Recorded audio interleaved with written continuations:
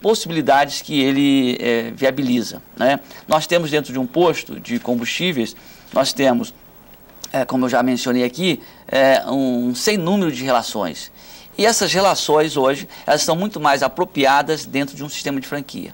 Então nós fazemos a defesa da substituição deste modelo padrão histórico, que é o contrato de compra e venda mercantil e comodato de equipamentos, para um novo sistema que seria o sistema de franquia empresarial nos postos. Muito bem. Nessa obra, os senhores relacionam as questões inerentes aos agentes econômicos e também da estruturação do mercado de combustíveis, numa fase inicial aí da obra, logo depois de ser feito um breve histórico do setor de combustíveis.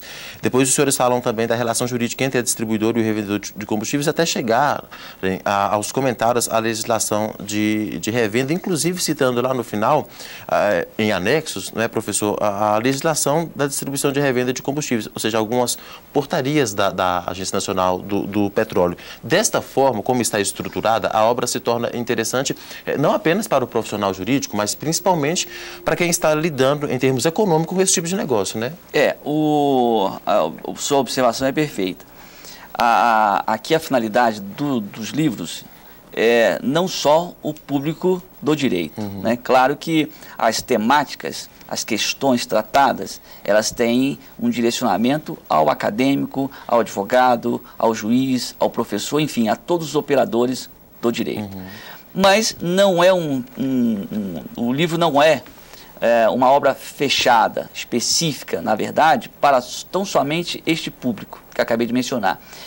O livro está também direcionado aos agentes econômicos que atuam nesse segmento. E aí nós podemos tratar das distribuidoras e dos revendedores, não é?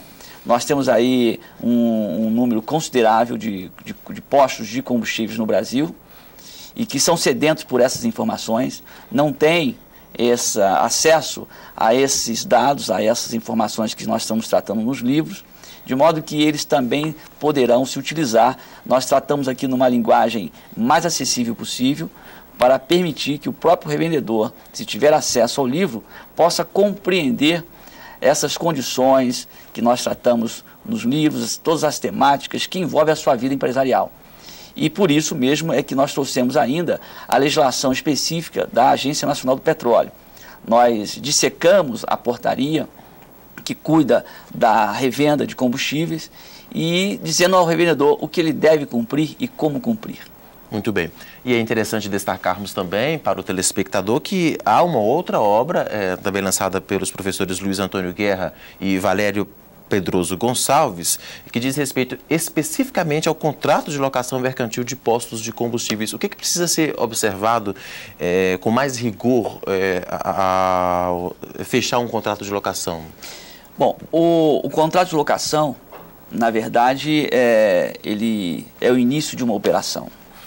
Aquele contrato, aquele livro primeiro que nós comentamos de compra e venda mercantil, ele pode existir, né, independentemente do contrato de locação, mas quando for o caso da exploração ocorrer num posto de propriedade da própria companhia. Que aí há a possibilidade de fazer um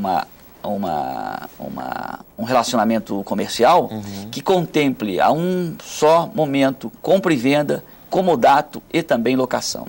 Agora, esse livro específico de locação nos postos, ele trata em duas dimensões.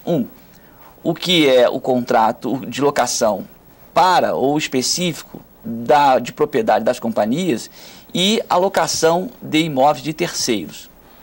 É muito comum nesse segmento que haja simultaneamente locação e sublocação. Sim. E locação e sublocação parcial ou integral do imóvel que vai viabilizar a exploração econômica do posto.